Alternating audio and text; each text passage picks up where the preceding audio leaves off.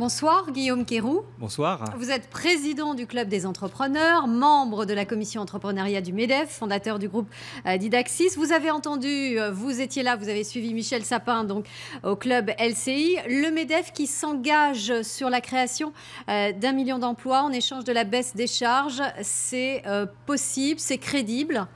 Bah oui, tout à fait. Déjà, le constat, c'est que les marges des entreprises n'ont jamais été aussi bas et que finalement, ce pacte de responsabilité va dans le bon sens, celui de l'emploi.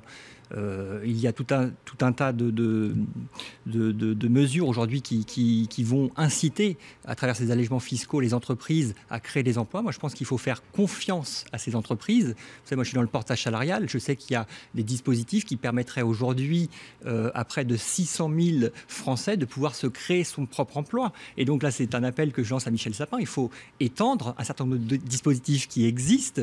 Et puis, ce pacte de responsabilité va permettre à tous ces chefs d'entreprise qui aujourd'hui n'investissent plus dans l'économie de pouvoir créer progressivement, recréer des emplois. Cette baisse des charges sur les cotisations familiales, alors, vous vous engagez vraiment au MEDEF sur 1 million d'emplois? Parce qu'on va vous demander des comptes après. Moi, ce que je sais, c'est que toutes les entreprises que je rencontre, que ce soit MEDEF ou sur le terrain, Club des entrepreneurs, aujourd'hui, ils sont asphyxiés par les charges, par la pression fiscale depuis des années. Pèse, mais est-ce qu'ils sur peuvent des s'engager sur 1 million d'emplois? Très difficile aujourd'hui. S'engager sur 1 million d'emplois, je ne sais pas, mais je vous ai donné l'exemple du portage salarial. Il a donné l'exemple du portage salarial. On peut créer 600 000 emplois. C'est quoi le portage salarial? Le portage salarial, c'est ce qui permet aujourd'hui à chaque Français de pouvoir se créer son propre emploi à travers un dispositif administratif. Donc, il faut permettre à tous ces entrepreneurs, que je représente aussi au sein du Club des entrepreneurs, de pouvoir bénéficier de cet oxygène dont nos entreprises aujourd'hui ont besoin. Et je salue notamment les propositions de Bruno Le Roux qui souhaiterait effectivement exonérer de charges sociales sur les premiers emplois, parce que c'est pendant 3 ans. C'est bien le mal dont souffrent nos entreprises françaises. Nous créons plein d'entreprises, mais malheureusement, nous ne créons pas d'emplois derrière. Et donc, ce pacte de responsabilité, c'est permettre à tous ces entrepreneurs qui sont volontaires de pouvoir créer des emplois, de pouvoir grandir. Mais alors, qu'est-ce que vous dites ce soir? Vous dites, ouf, il était temps, le gouvernement a enfin pris la mesure des choses, ce tournant social-démocrate, on l'attendait depuis des années? Oui,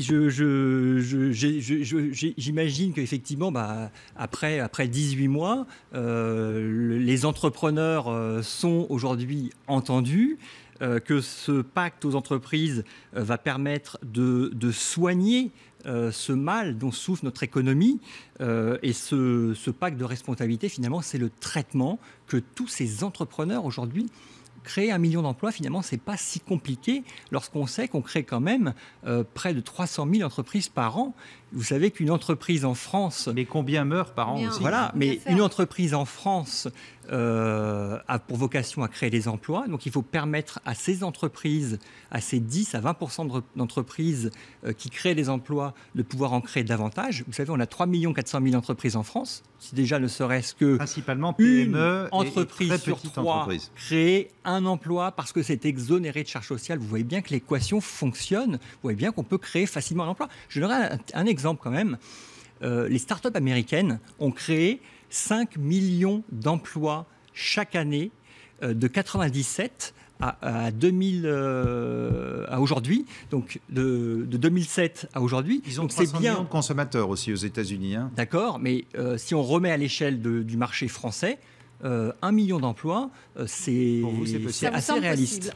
C'est possible, et si ces mesures sont transcrites rapidement de manière simple au niveau législatif, on va pouvoir créer ce million d'emplois. Vous dites banco en tout cas. Merci Guillaume beaucoup. Quérou, président du Club des entrepreneurs.